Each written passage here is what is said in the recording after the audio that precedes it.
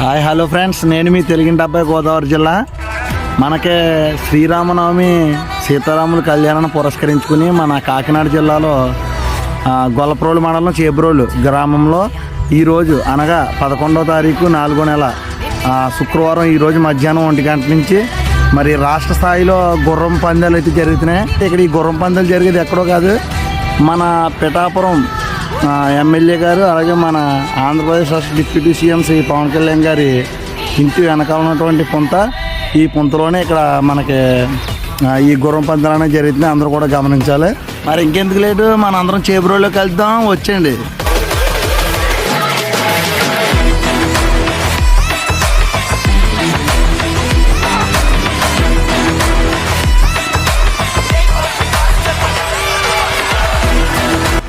జై శ్రీరామ్. నేను మీ తెలుగింటి అబ్బాయి, గోదావరి జిల్లా.